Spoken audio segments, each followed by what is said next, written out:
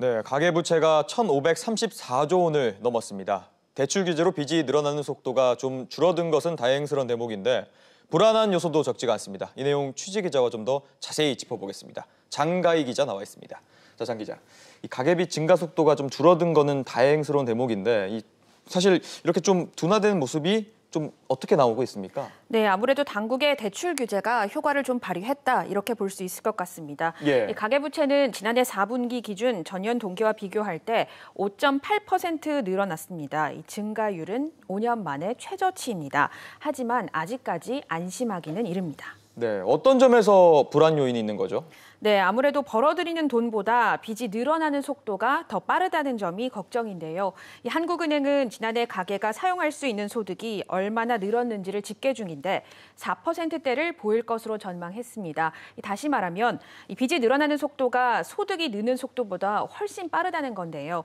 이 지갑이 얇아지다 보니 그만큼 쓸 돈이 줄어들게 되는 겁니다. 네, 요즘 장사하면서 대출 받는 분들도 많은데 이 부분도 좀 문제가 되는 거죠? 네, 맞습니다. 이 부분이 불안 요인 두 번째인데 지난해 말 기준 자영업자의 전체 대출 규모는 432조 원으로 3년 새 134조 원이 증가했습니다. 예. 하지만 최근 발표된 가계 동향을 살펴보면 자영업자들이 이 빚을 감당할 수 있을지 우려스럽습니다. 여기에 집주인이 세입자에게 빌리는 돈이나 마찬가지인 임대보증금도 문제가 되는데요.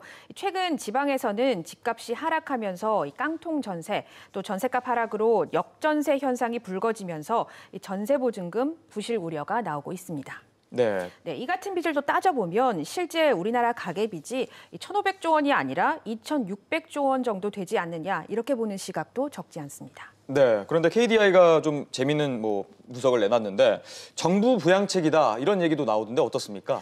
네, 이 KDI는 2008년부터 이 10년 사이에 가계빚이 2배가 늘었는데 선거에 맞춰서 경기 부양을 위해 대출 규제를 푼 게 결정적이라고 지적을 했습니다. 예. KDI가 이례적으로 좀 날선 비판을 한 셈인데요.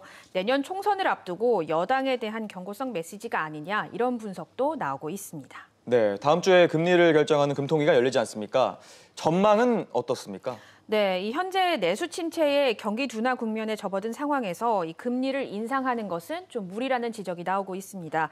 여기에 금리가 오르면 변동금리로 대출을 받은 서민들이 이자 부담이 더 커져서 쓸 돈이 줄어들 수밖에 없습니다. 이 때문에 현재로서는 이 금리 인상은 좀 어려울 것이다 이런 목소리가 나오고 있습니다. 알겠습니다. 장 기자 얘기 잘 들었습니다.